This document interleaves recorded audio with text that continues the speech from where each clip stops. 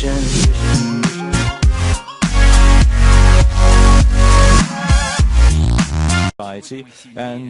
with this in mind, we can say that we are much stronger than any potential aggressor. Russian relationship also figures to be much different. The president-elect and Russian President Vladimir Putin have alternated between complimenting each other and threatening an arms race. Barry Peterson has that part of the story. Parading their military might through Red Square is an annual ritual for the Russians, and so is talking tough. And that's exactly how Russian President Vladimir Putin sounded today at his annual press conference. The Russian Federation is stronger than any potential aggressor, he claimed. Putin's saber-rattling echoes the worst of the Cold War standoff and comes just days after he threatened to expand Russia's nuclear capabilities, prompting what appeared to be similar comments from President-elect Donald Trump. Some fear Mr. Trump and Putin's comments could trigger a new arms race after years of treaties that reduced nuclear arsenals. Nerves are already on edge. These NATO exercises in Poland were the biggest in decades, prompting the Russians to stage their own counter-maneuvers as a show of force. Russia now says it will expand nuclear missile patrols next year on its borders with Europe. Today, Mr. Trump doubled down on his earlier comments, telling Morning Joe co-host Mika Brzezinski, "Let it be an arms race, because we will outmatch them at every pass and outlast them all." And while Putin had one hand in a clenched fist today, the other offered an olive branch in the form of a Christmas letter to the president-elect, saying he hopes the two men can act in a constructive and pragmatic manner. The two leaders seem to be jockeying with each other to define a new relationship between the U.S. and Russia, Elaine, with the danger of nuclear conflict if they get it wrong. The RS-28 Sarmat, dubbed Satan II by NATO, has been widely reported to have a top speed of 7 kilometers a second and an expected range of nearly 10,000 kilometers. This would allow Moscow to attack European cities as well as reaching cities on America's west and east coasts. And it's also reported the missile could destroy an area the size of France or Texas. The Sarmat has been designed to outfox anti-missile shield systems. According to the Daily Mail, the Russian Defense Ministry plans to put the Sarmat into service in late 2018 and remove the last SS-18 missile by 2020. This footage, broadcast by Russian state TV and other channels in early October, shows Russians taking part in 4-day-long emergency and civil defense drills across the country. Some 40 million people ultimately participated in what was the biggest test run of its kind since the fall of the USSR. А вот куда бежать в случае бомбежки, половина не знает. The drills were designed to train people how to survive in the event of a nuclear attack or other disasters. Обязанность любого государства – обеспечение безопасности населения, защита граждан. The Emergencies Ministry said it was preparing bomb shelters throughout Moscow that would accommodate the entire population of the capital.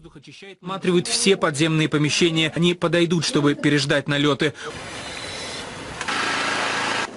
Videos of emergency workers in gas masks and preparatory tests for bomb shelters were prominently aired, and commentators on state TV could be heard making anti-American statements.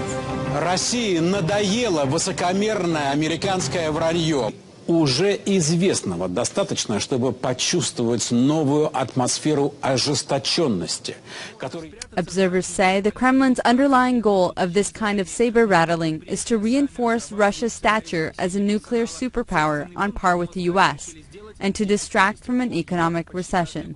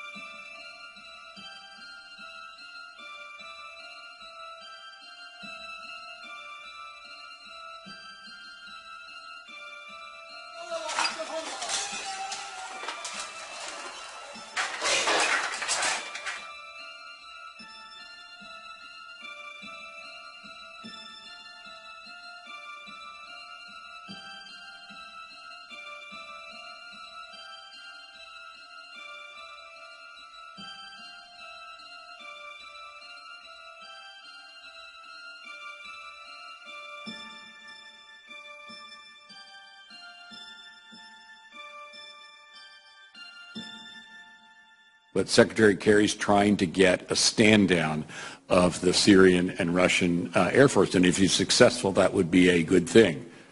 And you ask the chairman if he has anything to add. Senator, the only thing I'd say is, as the situation on the ground changes, I think I have a responsibility, we, the Joint Force, has a responsibility to make sure the President has a full range of options. We have discussed that issue in the past under certain conditions. The conditions on the ground will change, and we'll continue to look at those options and make sure they're available to the President. What about the option of controlling the airspace so that barrel bombs cannot be dropped? All the options. What do you think of that option, sir? Right now, Senator, for us to control all of the airspace in Syria would require us to go to war against Syria and Russia. That's a pretty fundamental decision that certainly I'm not going to make. I want to be clear to those who wish to do us harm. I want to be clear to those around the world who want to destroy our way of life and that of our allies and friends. The United States military, despite all our challenges, despite our op-tempo, despite everything we've been doing, will stop you and we will beat you harder than you've ever been beaten before. Make no mistake about that.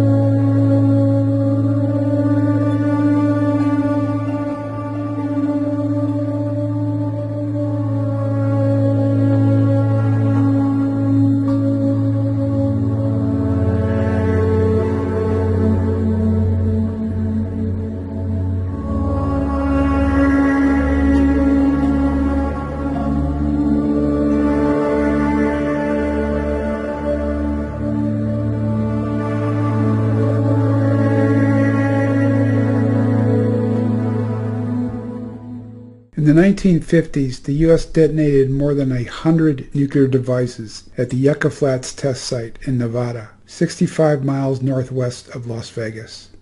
The tests resulted in dramatic increases in leukemia, lymphoma, thyroid cancer, breast cancer, melanoma, bone cancer, brain tumors, and gastrointestinal tract cancers. By the 1960s, there wasn't anywhere on Earth where the signature of nuclear bomb radiation wasn't present.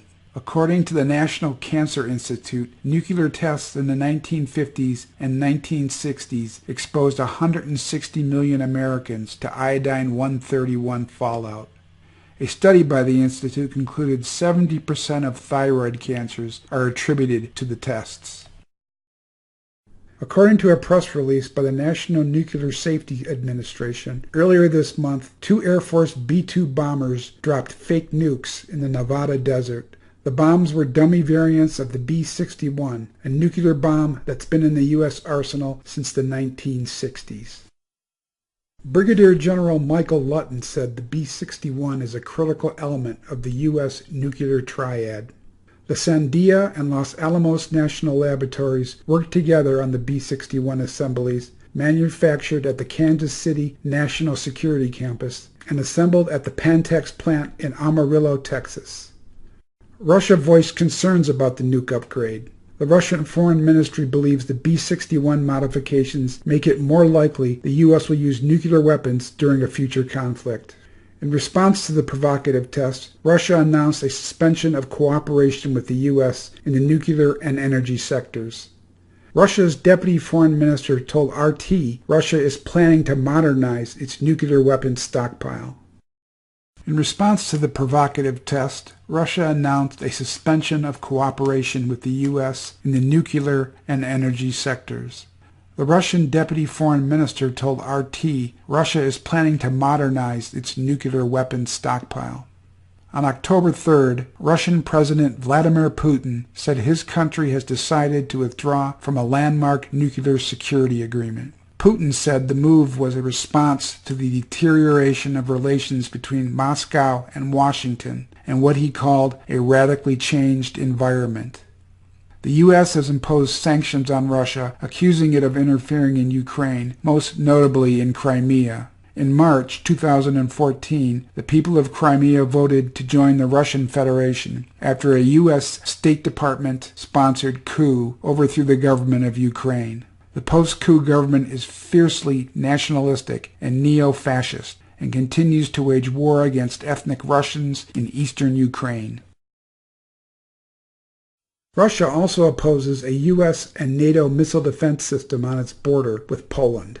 The United States insists the system is directed against Iran. Russia argues it's an attempt to destroy the strategic balance in Europe. In June, NATO launched its largest war game in Europe since the end of the Cold War. Russia responded with a large military exercise of its own in August and another in September on land and in the Black and Caspian Seas. NATO said during its Warsaw summit in July it plans to deploy 4 multinational battalions along the eastern flank, one each in Poland, Lithuania, Latvia, and Estonia. The Pentagon says it'll spend $789 million in 2016 and to send a message to the Russians the U.S. is prepared to start a nuclear war in Europe. If this seems unimaginable, keep in mind the United States is the only country in the world to have ever used nuclear weapons. The atomic bombs dropped on Hiroshima and Nagasaki in 1945 killed more than 250,000 civilians. Historians claim the attacks forced the Japanese to surrender and subsequently saved the lives of 1 million American soldiers prepared to invade the Japanese mainland. In fact, the Japanese were negotiating surrender when the bombs were dropped. The attack had little to do with ending the war. Many historians now agree the real reason for the attack was to demonstrate a new weapon of mass destruction to the Soviet Union and kickstart the Cold War. The United States is attempting to launch a new Cold War and a renewed round of obscene military spending that will rake in trillions of dollars for the military-industrial complex and the financial elite. Instead of profit, the result very well may be the end of life on planet Earth. As President-elect Donald Trump puts it, until the world, quote, comes to its senses, the idea of nuclear expansion is on the table. In a statement on Twitter, Trump said on Thursday, the United States must greatly strengthen and expand its nuclear capability until such time as the world comes to its senses regarding nukes.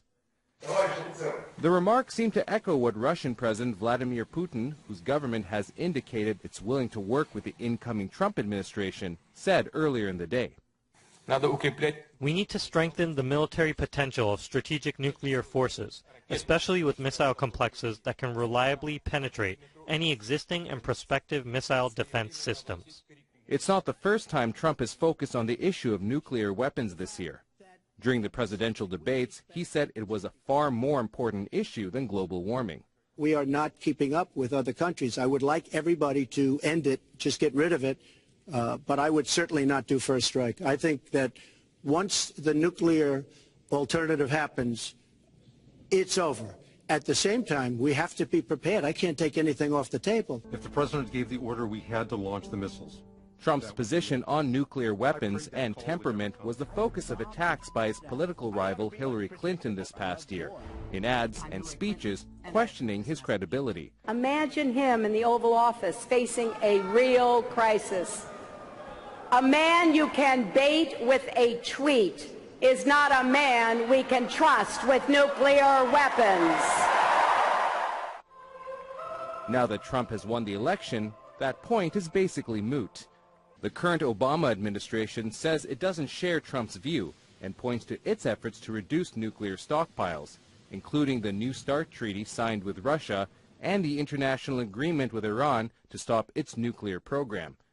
But even some critics of Trump's statement say talk of nuclear expansion is not new. But even under the Obama administration, there were plans put forward to essentially completely rebuild the U.S. nuclear arsenal over the next 30 years at a cost of about $1 trillion. And that was something that the Obama administration agreed to get the New START arms control treaty ratified a few years ago. The Twitter statement may simply have been political posturing after Putin's statement, or could foreshadow new U.S. policy after Trump is sworn in as president next month. For now, it's brought the issue of nuclear weapons back into the spotlight.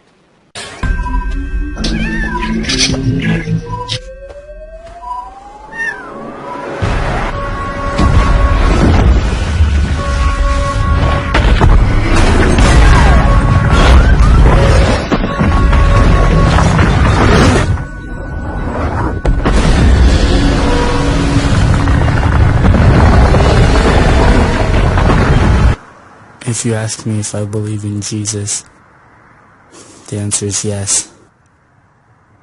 And if you ask me why, well, it is the Holy Bible. It is the truth. You've read it 1,000 times and you've skipped over it, but look at it.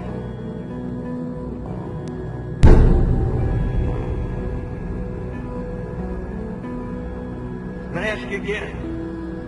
Are you really ready for the coming of the Lord?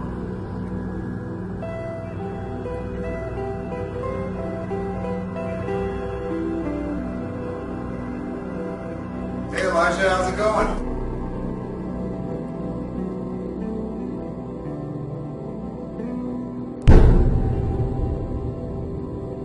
I don't want to be here.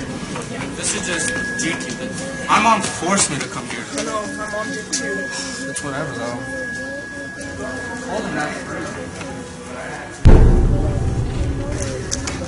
I really don't want to be here. My mom is forcing me to come. She's just a waste of my time. I could be doing better things than this. I'm not your teacher. It's going to be so fun. Everyone stand as we pray to the Lord. Heavenly Father, we invite your presence in this sanctuary, Lord God. We invite your presence into our hearts and our minds. Transform us, Heavenly Father. Speak to us. Help us to become something better. Help us to become like Jesus, your Son. We thank you, Lord Father God, for your Son, Jesus Christ, and for the sacrifice of his name. Anoint this message in Jesus' name. You may be seated.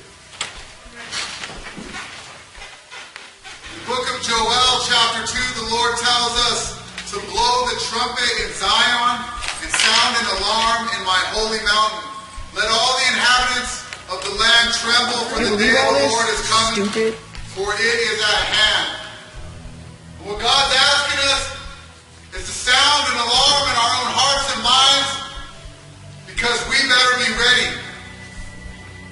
We better know that our names are written in the book of life, because we don't want to miss it. In 1 Thessalonians chapter 4, verse 16, the Lord says that he himself will descend from heaven with a shout, and with the voice of an archangel, and with the trumpet of God. And the dead in Christ will rise first, and we who are alive and remain shall be caught up together with them in the clouds to meet the Lord in the air. And thus we shall always remain with the Lord. We shall be with the Lord. And when we are with them, there'll be no more crying. There'll be no more sorrows, no more grieving. You won't have any more worries, because there'll be no more sickness. And he tells us, he says, therefore, comfort one another with these words. Shut up! Just shut up! I can't stand you right now. My dad's at home sick, and your so-called God says there's no sickness. Look at him. Shut up! Sit down, you Jesus freak.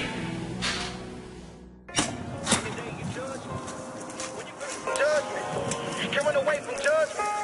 You gotta take the judgment. Hey, face to face with your maker. You can't pass that time. Since we've been talking about the rapture, this whole week it's been heavy on my heart. It's been heavy on my heart that people aren't going to make it. It's been heavy on my heart that people aren't going to take Jesus seriously. That he's given us so much to cling to, so much to rely on, so much to have faith in. But when we don't believe, we just might not make it. So we got to ask ourselves, are we ready?